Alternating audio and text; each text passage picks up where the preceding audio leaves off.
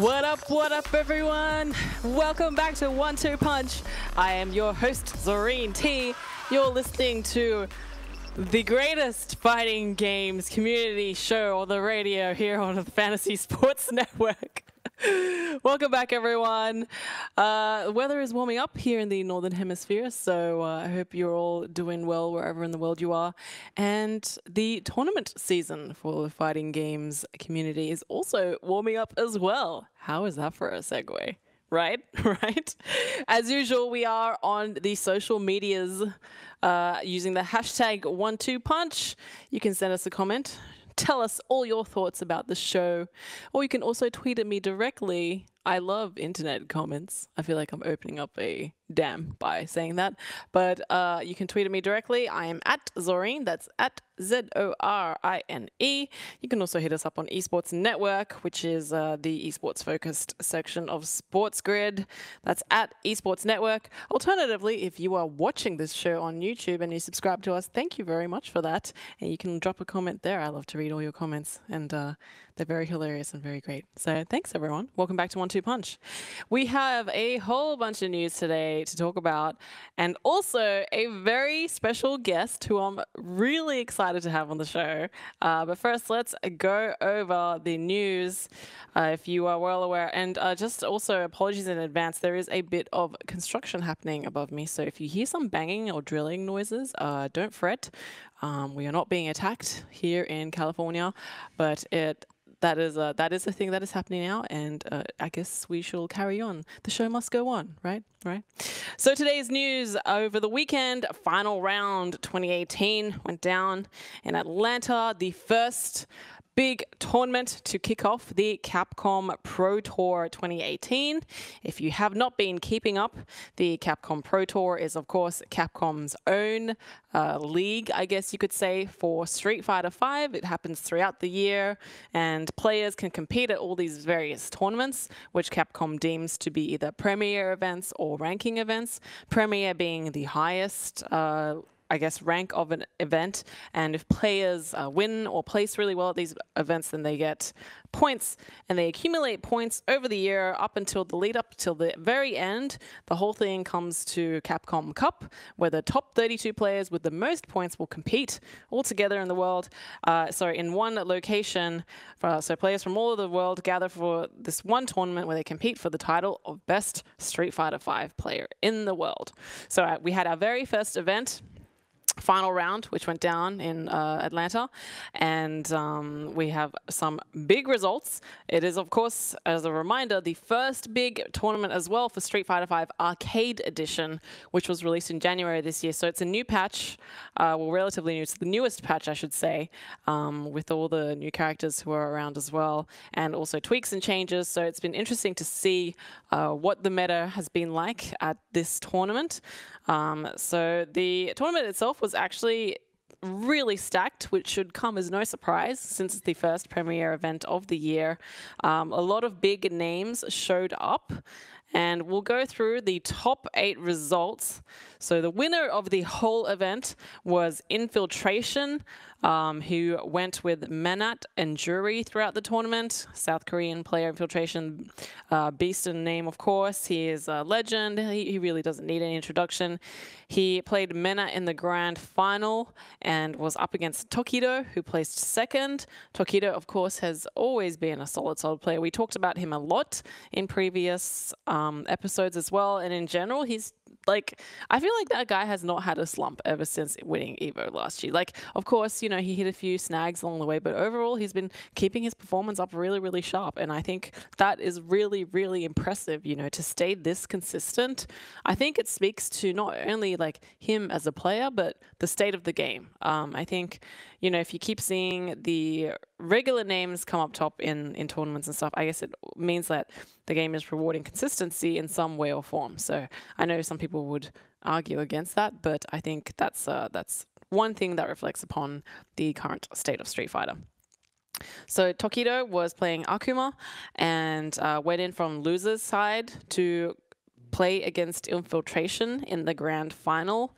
Tokido actually went 3-2 against Infiltration and managed to reset the bracket, but then Infiltration and his Menat proved to be too strong and ended up winning 3-1 in the grand final. If you haven't checked out the matches, they are up on YouTube and I think also the Capcom's official Twitch channel, so you can check out the VODs there.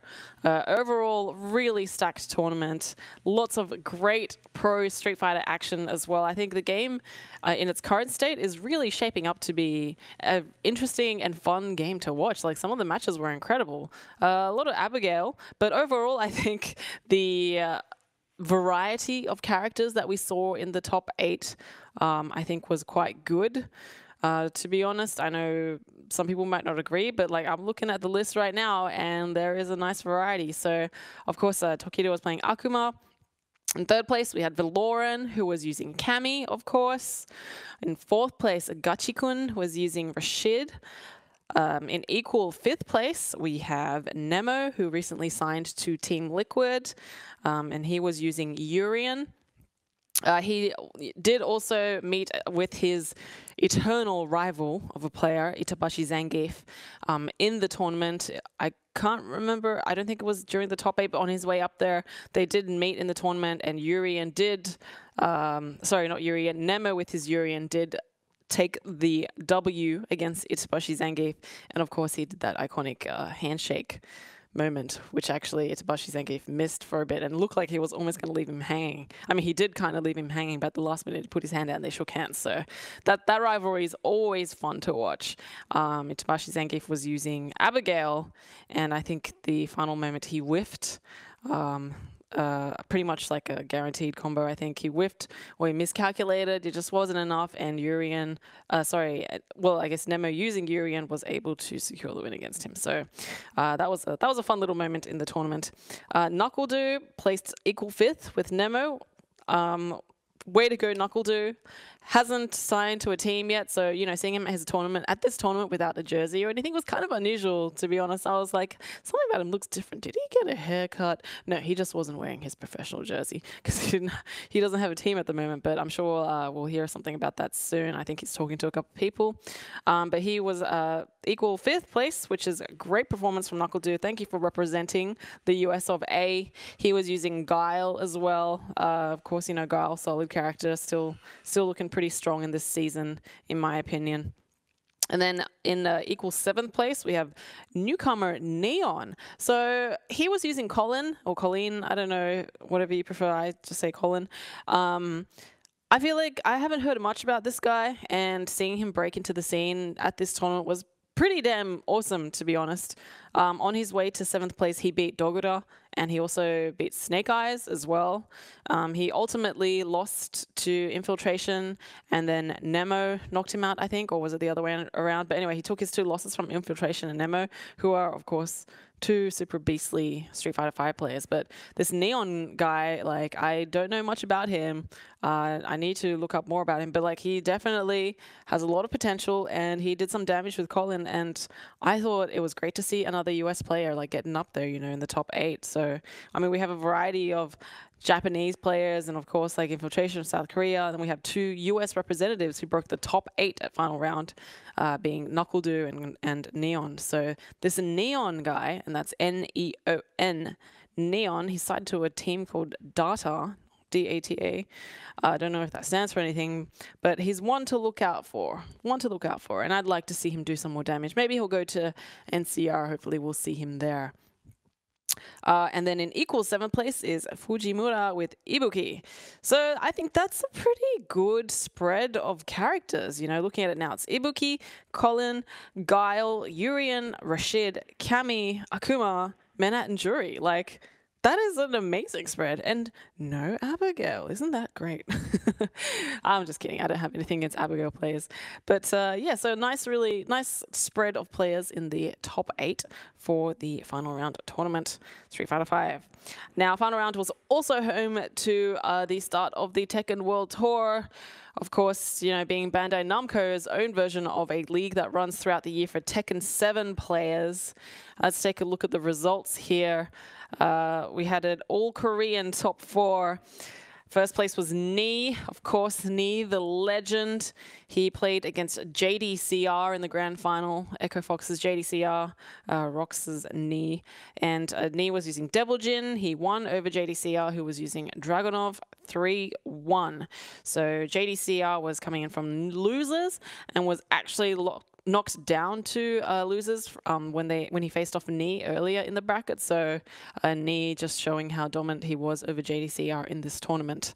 Third place is Saint. Love Saint. Great guy, great player to watch, and he's also very expressive. I love seeing his expressions when he plays. Whether he wins or loses, like, this guy's super entertaining to watch. So Echo Fox's Saint placed third, of course, using Jack.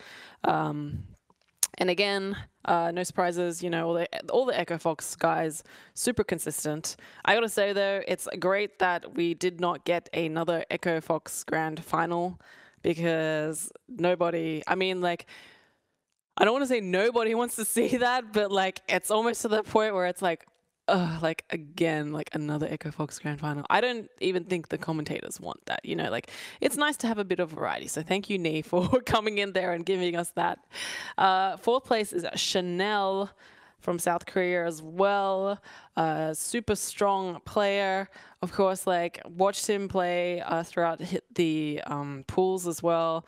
Really interesting to watch. I haven't paid a lot of close attention to him, to be honest, but this was a fun tournament to see him come out and play in as well. And in equal fifth place, we have a US player, so Anakin. Amazing job, you know, thank you for representing North America. And in other equal fifth was also Kakoma. So we have two players there. In equal seventh place is Lohai from Korea, and we also have Lil Mujin from the USA. So this is another breakout performance that I'd like to highlight. I think Lil Mujin played an amazing, like, slew of matches whoever he went up against, and he placed equal seventh in this pretty stacked tournament. I thought his playstyle was actually, like, when he was on point, I was impressed, like, seriously impressed. This guy had a really nice breakout performance at final round, so way to go. I'd love to see more of him in the future as well. Hopefully he keeps competing and travels to compete as well. I don't know if he's actually sponsored by anyone yet, but if he isn't, then people should pay attention to that and maybe get him signed to someone. I'd really like to see that. In equal ninth place, we have four players. LJR representing the US of A as well. I don't know much about this guy. Also seems like a relatively new name to me anyway. So maybe people can, in the comments, if you know more about LJR, you can drop a comment or a note about him. Tell us more. Also was Fergus from Ireland. Nice to see some EU representation. You know, watching him play was also a treat. Like, he almost got, I think when he started off against one of the Korean pros, he got a little bit stomped, but overall, like, came back and gave us some really, really good matches. So good on you, Fergus. You were entertaining to watch. Then we have John Ding. Of course, it's John Ding. Like, what can I say? He top 8 Evo, you know, made a huge, like, splash last year at Evo, when not many people had heard of him, and has consistently been playing very, very well. So he's now signed to UU, I believe. UYU. Then, of course, the last player in equal ninth place is Jackie Tran. I mean, does this man even need instruction at this point? One of, like, the faces of Tekken in the US. So that rounds out our top 9. And glad to see the Tekken World Tour kicking off as well. And man, there was so much to watch at final round, to be honest. Like, we had Dragon Ball Fighters. We had, you know, the Tekken 7, and just so much happened. It was really great to see the tournament. And, you know, the hype carries on. We have more tournaments coming up this weekend as well, which I'll talk about in just a second. But we got some more news to cover. I really have to move along with this. So the next piece of news, Soul Calibur 6 gets Geralt. After some hints, the crossover has been confirmed. That's Geralt from The Witcher 3, an RPG from CD Projekt Red. Geralt of Rivia is now confirmed to be a playable character in the upcoming fighting game Soul Calibur 6. So Bandai Namco dropped the announcement with a nice fancy trailer, and they stated that Geralt will keep his signature fighting style from the Witcher series. His gameplay will include a combination of swordplay, ability-enhancing potions, and combat magic. In addition to getting Geralt the stage based, or a stage, sorry, based on the Witcher series, Kaer Morhen, which is a place I talked about a little bit on last week's episode, will also be available as one of the game's arenas, and that would also come with a music track from the Witcher series. They seem to be making quite a big deal about Geralt being in this game because they're also putting him on the box art, the front cover art for Soul Calibur 6. So he will be next to Mitsurugi. It's just them two on the cover. He's getting a lot of screen time here, so big deal. I think this will be like the next big crossover that they'll be pushing for Soul Calibur 6. In other news, Dragon Ball FighterZ got a new trailer for Bardock. That is the father of Goku. He is the next DLC character to be introduced to Dragon Ball FighterZ, and now he has a trailer revealing more of his gameplay, courtesy of Bandai Namco.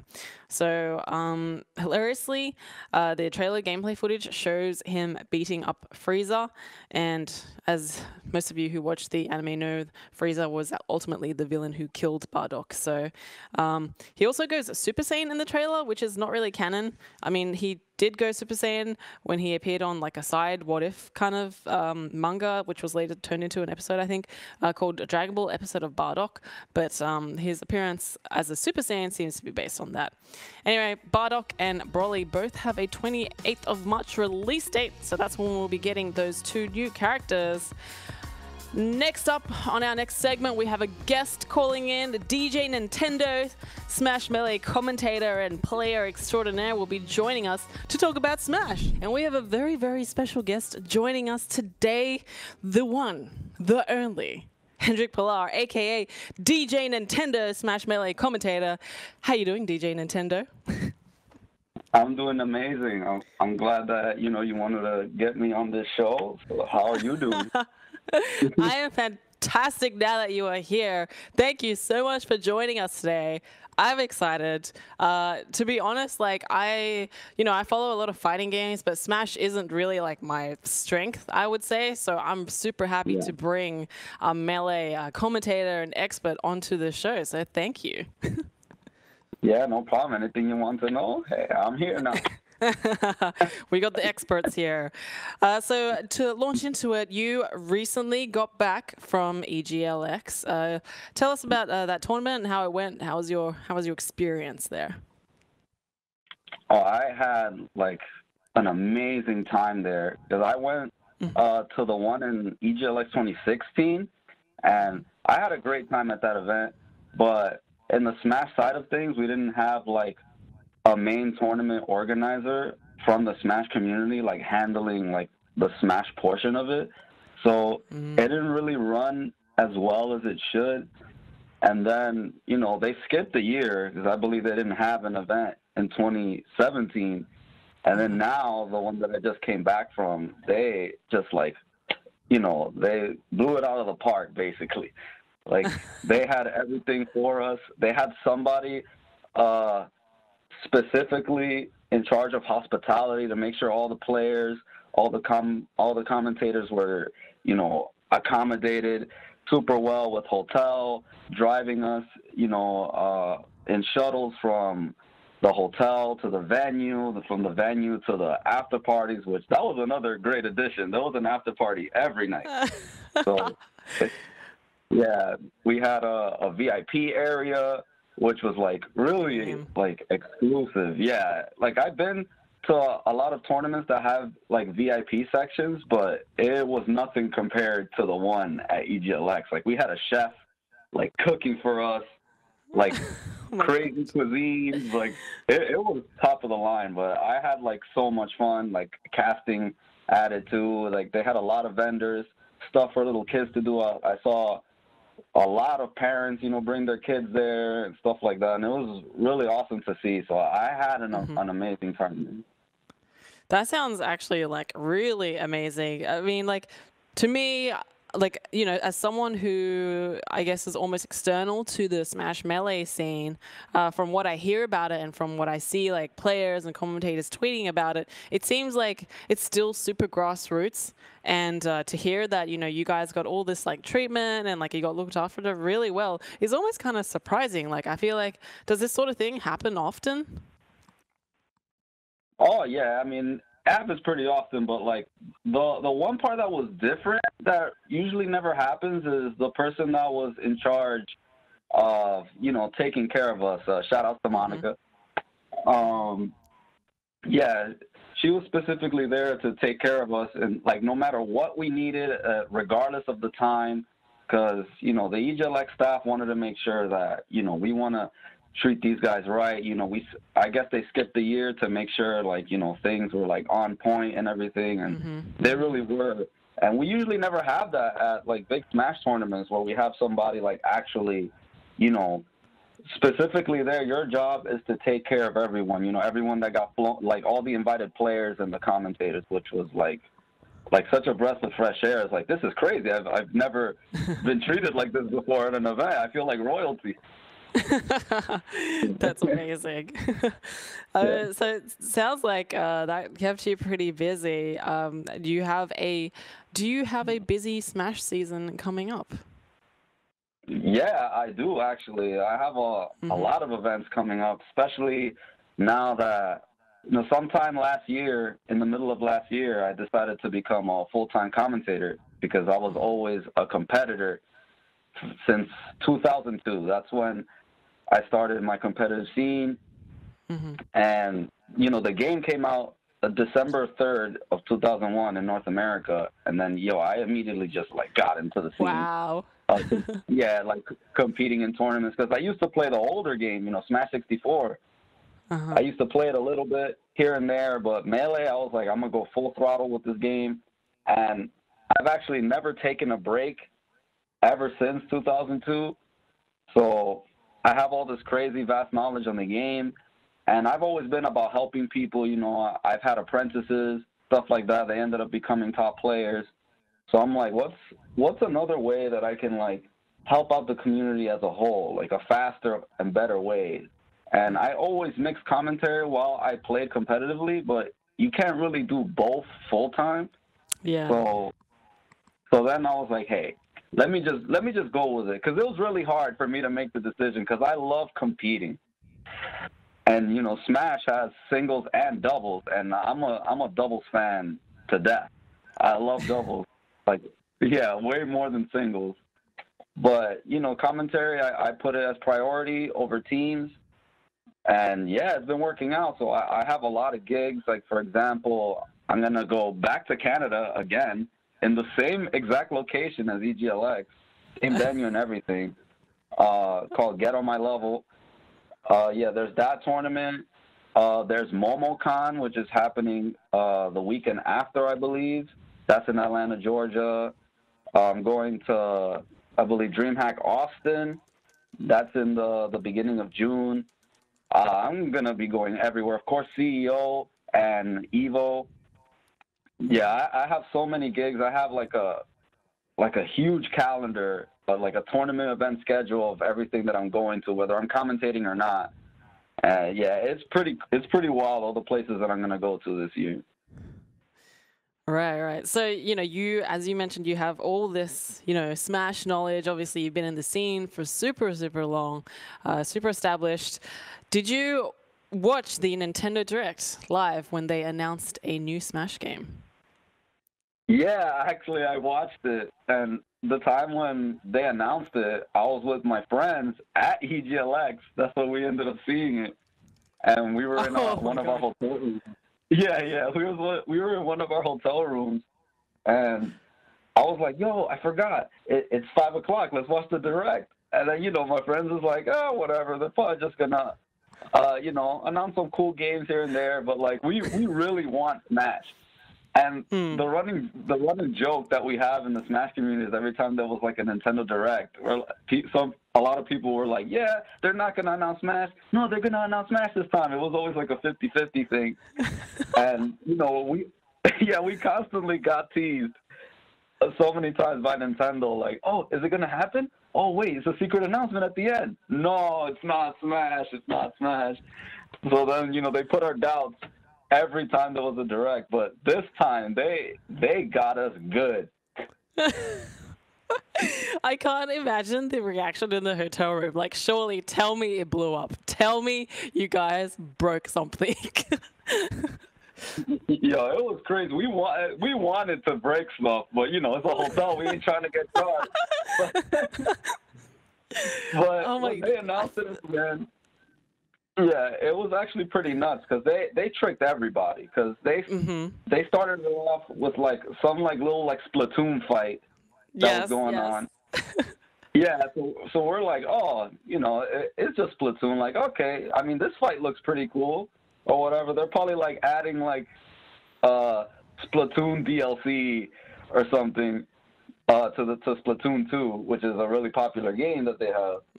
And then, you know, it just went dark out of nowhere, and I'm like, oh damn, wait, what's happening? And then when you saw the Smash symbol in the character's eye, we just instantly got hyped. And we're like, oh my god, actually, I was like, wow, they really did it this time. Like, they actually went through with it, and they showing us Smash, and then, you know, then you get hyped for that moment. It's like, oh my god, Smash. But then you think, oh, it's probably just like extra DLC, you know, for, you know, Smash for the Wii U. Like, oh, they're gonna have the Inklings in Smash for Wii U. But then, the screen goes black, and then it's like Smash Switch, and we're like, oh my god, again! Like, we got hyped twice. That is so funny. So you're telling me this is, like, you know, for the Smash community as well, like, this came completely out of the blue. Like, you guys did not expect, there was no hints, no leaks, no nothing? Yeah, no, nothing, especially with that trailer, like, starting it off with Splatoon and stuff. Like, they made sure that it wasn't, like, super obvious. Like, of course, some people would guess it and say, like, oh, Inklings in Smash, watch. But nobody would have expected, okay, guys, we're finally giving it to you guys. We're giving you Smash on the Switch, which we've been waiting for like so long because the Switch is such an amazing console. So, wow, they actually went through with it. They got all of us with that. Yes, I feel like I get chills, you know, when I watch the announcement now, especially all the reactions. But that being said, you know, you guys obviously are Melee players, and Smash for Wii U did come after Melee, and for a while I kind of expected that, you know, the Melee scene would naturally make the move over to Wii U, but that didn't seem to happen. Do you think Smash for the Switch, obviously we don't know much about the game yet, but do you foresee it being able to make any moves that will shift the Melee scene over to the Switch version of the game?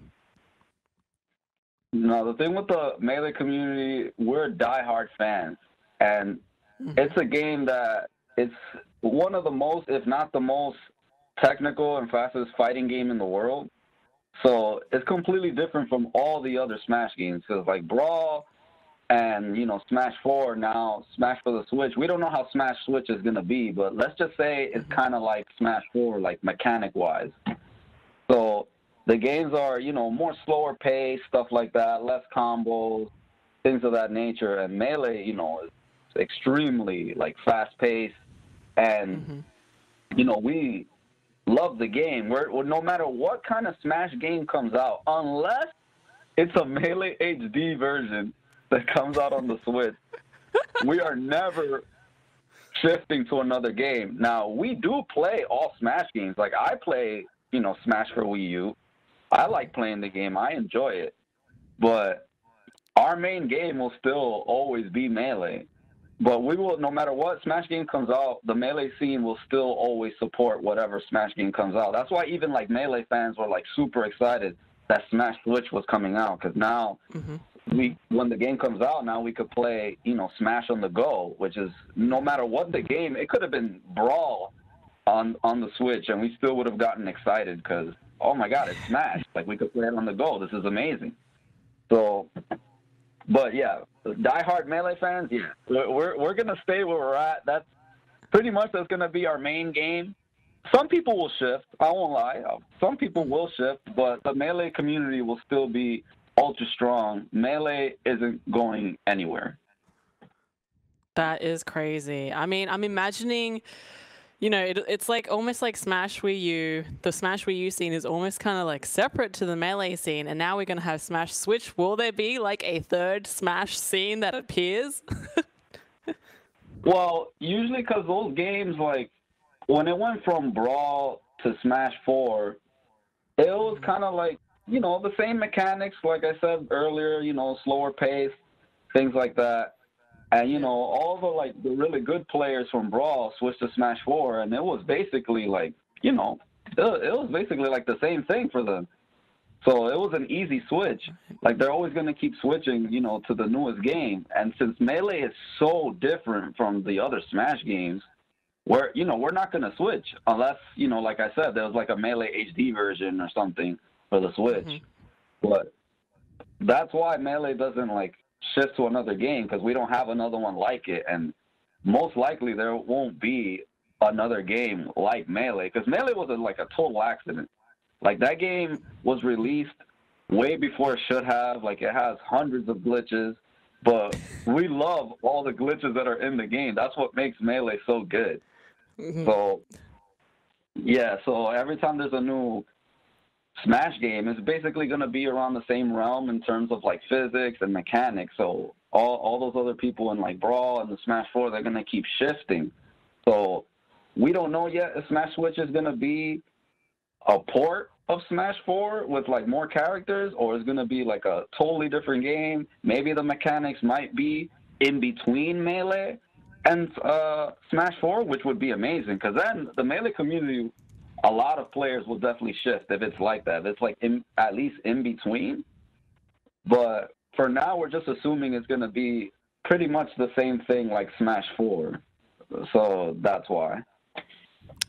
Right. Okay. That's super interesting. We have I have more questions for you, but we're about to go to a break. But I do want to say that it's interesting that you've highlighted this, you know, that the Melee scene loves specific mechanics about Melee that weren't really introduced in the Wii U version, and that you guys will stay with this, you know, let's be real, like, old game now. It's aging, but, like, all the glitches are part of the gameplay, and it's what makes Melee so Melee, right? And are people still finding new things in the game? Yeah, that's what makes the game, like, so engaging for us, is that even though it's been almost 17 years since the game's release, we're still, to this day, even myself, like, finding new stuff, like trying to advance the metagame in singles and doubles. Like, the game is so, as old as it is, the game is so deep. It's actually insane. Like, almost every day I'm scrolling through Twitter, and I already find, like, one of our players finds something. Oh, you guys know, I don't know if this is, like, old, but check this out. And we're like, wow. Like, what? Like, what is this? That's definitely not old. Yeah. So then it's good, too, for me as a commentator, because then I'm like, oh, this is that new stuff. So now I'm going to, you know, keep it in mind. I'm going to practice it. I'm going to keep it in mind. So then in case a situation comes up, I could, you know, talk about it on commentary. So I am here to ask you, personally, given your experience and all your knowledge about, you know, Smash, what would you like to see in a new Smash game for the Switch from Nintendo? What is your dream scenario here? My dream scenario, well, Smash for the Wii U already has like 50-something characters, but hey, can we get some more though? I mean, one of the characters that I really, really want, that I've always wanted in a Smash game, is Geno from Super Mario RPG. Geno? Yeah, Geno, yeah, because Super Mario RPG is my favorite game of all time, and I know me and one of my other best friends, D1, he wants Geno in the game too, so that would, like, be so hype for us to have that character in there. Another thing would be, like I was talking about earlier, if maybe the game could be, like, mechanic-wise, like physics-wise, like in between how Melee is and then how Smash 4 is. So then basically you could bring all the communities, like, together, like everybody will shift to, like, that game. Like, I'm pretty sure people will still play, like, Melee, of course, because it's so different. But it'll get more people into the game, like, you know, more combos, a little bit faster pace, stuff like that. A better online, like the online on Smash for Wii U isn't terrible, but it could be better. I guess, yeah, that would be the three main things that I would want in a new Smash game. Okay, so we got Gino, who I just looked up and had a look at. Yes, wizard guy with the blue cape. Is that him? Yeah, yeah. So Gino, mechanics in between Melee and Smash Wii U, and Mhm. better online. I think those are all very reasonable requests. Yeah. Let's see what Nintendo does, and maybe they'll let us know something at E3, like some extra data, a trailer or something. We'll see. Yeah, I mean, Nintendo usually make announcements at E3, so hopefully this year they will say something about this new Smash game, whether it's a port or a completely new game. I mean, would you prefer to see a completely new game, or would you actually prefer to see like a Melee HD? I mean, of course, I would say Melee HD. I would love a Melee. It doesn't even have to be like HD. It could just be like Melee ported over on the Switch. Like, I'm still waiting for Nintendo to announce when they're gonna have Virtual Console on the Switch. Mm, So yeah, they could have GameCube games and stuff, and Melee, of course, would be one of them. And yeah, we'll go right. crazy once that happens. Yeah, I mean, with the portability of the Switch, I can only imagine what would happen with the community. Uh, would it surprise you at all if Nintendo were to come out and officially support a competitive scene for this new Smash game, whatever it is? No, I wouldn't be surprised in the slightest. Like Nintendo's, Hmm. starting to support us now for both Smash games, but especially Smash for Wii U. So I can only imagine for Smash for the Switch, they're not gonna stop. Like I remember, I was in 2014. I was invited by Nintendo, which was crazy because they actually called me and they were like, "Hey, we want to bring you out for the Smash Brothers for Wii U Invitational." And that was like a big thing for me because my father was like really against me like pursuing like esports like gaming life.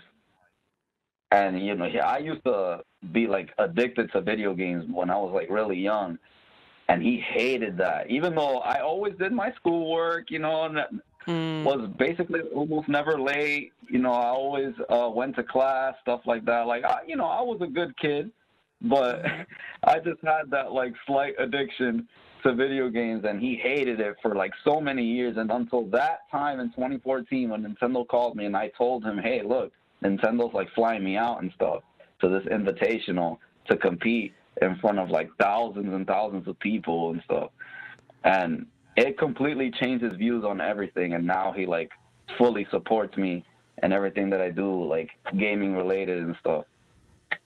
So That yeah, it was a is big moment. amazing. Yeah, Yeah, it was was that a like the really big moment for me. was that the turning point? That's where everything changed, like about your father's opinion on video Yeah, games? it was literally that because it was like crazy to him that I've been supporting Nintendo or just video games in general for all these years, ever since I was a little kid. And then the actual, like, my favorite company, Nintendo, just calls me out of the blue and then invites me for something as big as an invitational for Smash Bros. For Wii U because it was about to be Uh-huh. released. Uh-huh. Yeah. And it was, I had an amazing experience out there, and it was there in Los Angeles too. So, yeah, that was the turning point from there. And I was like, yes, I didn't give up. No matter how hard he tried to stop me from playing games, I didn't care. I was going to continue playing, like, no matter what, pursue my dreams of, working in video games and, eventually Smash uh, pretty much got into esports and stuff like that. And look, now I'm a commentator, doing my thing, getting flown out everywhere. So, yeah, that moment just was everything. That is such a good story. Good for you, man. Like seriously, I love hearing stuff like this. Like it legitimizes esports, and I know everyone in esports, or people who compete or work in it or do, whatever path they choose to take, they all have their own Yeah. stories of struggles of how they made it in. So that's really cool cool of you to share that with us as well. Yeah. I did also want to ask, about, my God, I completely lost my train of thought. Just listening to that story like really moved me so much that like I completely like was distracted on what I was going to ask about before. Sorry. But actually, no, I remember now. Yes. So, Melee is like a really old game. Wii U is, I guess, relatively, like it's getting there, of course. Now we have the new Smash coming up. Do you feel like the barrier of entry for new players who want to get into Smash games is really high? I mean, because I played a bit of Smash on Wii U, but I am not anywhere near competitive level, right? And I would not know how I would want to make the jump from like someone who plays, every now and then with their friends to someone who can actually do something at a tournament. Yeah. Okay. So at major tournaments, there's plenty of stuff to do, especially, for people that are just spectating. Because at Smash tournaments now, like especially like the big majors, we have multiple games. Like we even have the other FGC games, like Marvel's Capcom Infinite. We have Splatoon 2 tournaments. I believe we have like card games as well, card game tournaments. We have a whole bunch of stuff that you can do now. We also have like arcade machines if you want to be there and play. And even for like the local scene, if you want to like get into it, like start, maybe you want to be a commentator, you want to be a competitor, the Smash community is extremely welcoming, like no matter what. Like I go to my local scene every week, and if there's I meet new players there all the time, and they see me like on the internet and stuff, and like, hey, you're DJ Nintendo, stuff like that. I talk to them, I let them know how the scene is, how welcoming everybody is, that they'll help you improve on the game, including myself. I have no problem, always playing with new players, stuff like that, helping them out with anything, whether it's, how to be a better commentator, how to be a better player, stuff like that, how to find places where they can, improve their game, because we have a lot of resources now. It wasn't like way back in the days when we used to have tournaments in like people's basements and like dining rooms. Yeah, it was a struggle back in the days, but we made it work. That's how much we love the game. Carrying these super huge CRTs, which we still do now. Oh my God, yes. It's funny because when I go to FGC events, like you see all the people carrying in their consoles or the controllers and sticks and whatever, and then you see the Smash players carrying their CRTs, and I look at them like, man, that's such a struggle. Like, you guys really dedicate yourselves. Yeah, that's tell you that the Melee scene is like, I mean, of course, every scene is extremely dedicated, but that's how we play Melee. Now, you can play Melee on, an HD monitor, like a really good monitor, but it takes some getting used to. It is kind of weird to play on it because it's kind of widescreen, and you got to get used to that little change and stuff like that. But I played on them, and it feels just fine. But for right now, we just prefer to play on a CRT because we've been playing on it, for so long, no lag, stuff like that, right? Right, so there is a lag difference when you switch to a HD monitor. Well, it can be lagless, so that's the good thing about it. It's basically the same. But we haven't like made the full shift yet to having Melee just consistently on on monitors. So we just prefer to play on CRTs, and we don't care. We'll carry those CRTs no matter how far. It don't matter. We'll always provide them until the day that all the CRTs just like stop working. Like I have 3 huge CRTs in my room to play, not just Melee, but all the old school games, because I'm a big like old school video game fan, and I used to have world records and some speed runs for some old school games, stuff like that. And it helps me improve my Melee game too, because those old school games, they're very difficult. They're all about reaction time, stuff like that. And, it helps you out in Smash a lot, because then it improves your reaction time and things like that. So, yeah, we're always going to be playing on CRTs no matter what. That's great. Do you feel, just to, I guess, digress a bit, do you feel like Nintendo's current level of support for the scene is enough, or would you like to see them engage more with, I guess, the Nintendo, like, competitive scene, the esports scene? Yeah. Yeah, I would definitely love to see more support from them. Like, some like funding support, like, hey, or like a circuit, like an official like Nintendo circuit for both games, or for all the Smash games communities, but especially like the main two, which is Melee and Smash 4 right now. Smash 5 is coming out, so maybe they got something in the works for Smash 5. Hopefully Melee will be part of it too if they do like some super huge official circuit, like, hey, you get all these points. There's pop bonuses, kind of like how we have like Capcom Cup Tour and stuff like that. Yeah. Like, I would want Nintendo to do something similar, funding, and, to win all these prizes, stuff like that. I hope that in the near future they do support us even more than they are right now. Yeah, it's interesting because I think, like, of all the fighting games, Nintendo is in a very interesting position with their Smash IP because they can leverage a lot of characters there that'll interest people or newcomers who come in to play the game, right? Like, so their new Smash game, I like Splatoon. I love the Inklings, and I think they're really cool. Like, I love, Mario, of course, is one of the most iconic Nintendo characters. I like Pokemon. If Pikachu was there, like, man, I love Pikachu or Jigglypuff or whoever. So I think it'd be cool if Nintendo also leveraged these characters to bring new people who might be interested in the game into the scene, just to bring new blood in.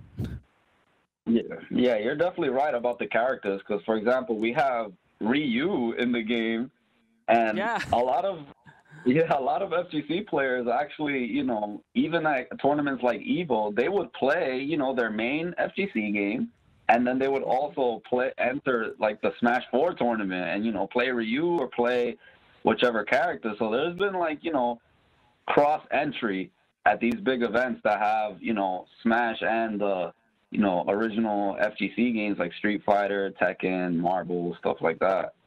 So with more characters from like other franchises, more and more people from other communities will definitely join in and like play the new Smash game. And I'm sure just with the announcement, even people that don't play Smash, I've seen it on Twitter, when they announced that, so many people that don't play Smash were like, I'm going to get into Smash when Smash Switch comes out. And that's awesome to see because we want the Smash community to grow more and more. We want to bring people from everywhere. We're like one big happy family, basically.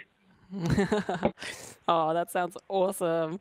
Now, we are almost out of time today, but DJ Nintendo, if people want to find out more about you, where can they find you? They can find me easily by typing on like almost any social media, DJ Nintendo, except Twitter, which Twitter is DJ Nintendo 17. That's DJ Nintendo 17. I'm still trying to change that to the original, but we'll see if I can do something about that. But because that's literally the only social media left that's not like straight up DJ Nintendo. Oh no! Is it some dude who's like been sitting on it and he hasn't tweeted for like 10 years or something? Yeah, you're actually right. It's been 8 years, and it's only been it's been inactive for 8 years, and it only has 10 tweets. And they did it. I'm pretty sure they did it as a joke. So, I have all the credentials to get it, but I don't know. Twitter leaves inactive accounts on. So I'm trying to see if I can do something to get it. But for now, guys, it's DJ Nintendo 17 to follow me on Twitter and all the other social media, Instagram, Facebook. Just put DJ Nintendo. Awesome. Well, thank you again so much for your time today, DJ Nintendo. Everyone, you're listening to 1-2 Punch, and if you want to find him, you heard the man, DJ Nintendo, except for on Twitter, where it's DJ Nintendo 17. Have a great rest of your week, everyone. See you.